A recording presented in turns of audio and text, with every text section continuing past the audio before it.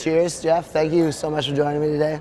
You've been this icon of anarchy, and I think you're very contrary to what a lot of people think of when they hear the word anarchism or anarchy. So I'd love for you to just define what it means to you, what the ideology of anarchism means to you. Sure, yeah. The big thing is that the media and the government, of course, for decades or even centuries, have really tried to make the word anarchy sound really dangerous. And so you see a lot of people, some explosion happens, they go, oh my God, it was anarchy.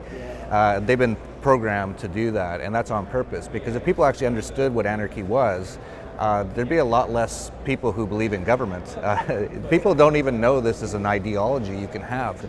And people are starting to actually understand it now and actually understand what it means. And the word is a Greek word. It just means an without archy, rulers. It doesn't mean no rules, it means no rulers. And so essentially if you're an anarchist, you don't believe people should be slaves, because if you have a ruler, then you're a slave.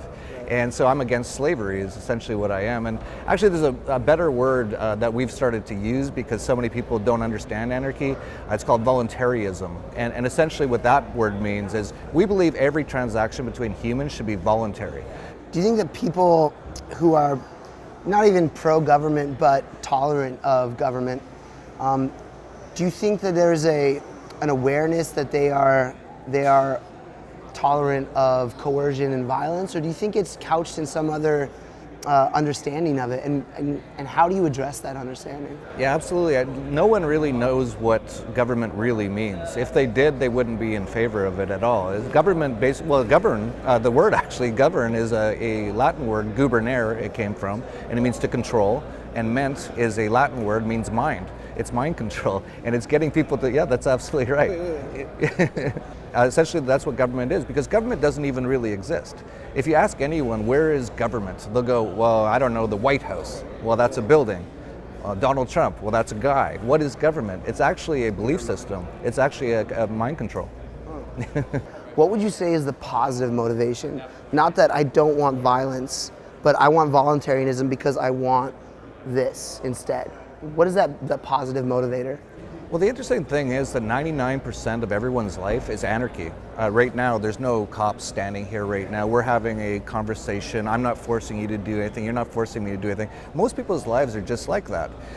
But they just don't take it to the logical extent and realize that government is not like that, and we should try to get rid of it. So your average person just really, we can all just get along quite fine, but people just don't even know that's an option. Do you think that there are any identifiable major impediments that we could address as a society that would bring this about faster or more smoothly or more expediently? Well, one of the interesting things is cryptocurrencies are changing the game. And cryptocurrencies were essentially started by anarcho-capitalists. They were called cypherpunks back in the 80s, before the internet even came around. For the first time ever, we actually have a money, a currency that is not controllable or controlled by governments or central banks. In fact, it can't be controlled by them. It's a currency without rulers. Absolutely. And that's changing the game. And as people start to realize that, and they start to move away from the government money system and start to use an alternative like cryptocurrencies, that alone could actually get rid of governments very quickly, because as people do that, they're going to not be paying as much taxes as they were before. The government will have to go down in size. And in fact, the central banks are a big part of how we have these giant governments. Without the central bank, most governments would be 80-90% smaller. And thanks to cryptocurrencies, we can actually make that happen. Again, without any violence whatsoever, we just start using a different currency and they lose a lot of their power. The last question I've always wanted to ask you, if I ever got the chance to sit down with you, is to answer a question I've had to answer many times. What about the roads? Just for my audience, tell me, what about the roads? What gives you good service? Private companies. What gives you really bad service? The DMV, the IRS, all the government things. Government is basically communism. It's central planning, and it doesn't ever operate anything properly. If we actually had private roads, they would be so much better. Everyone talks about how bad the traffic is. That's because the government's in charge. People talk about all the potholes. That's because the government's in charge. The private companies would do a much better job. Jeff, it has been such a pleasure to talk to you. I hope this is the first of many conversations that I get to have with you, and I hope we do this again sometime. Thanks. So thank you so much. Appreciate it.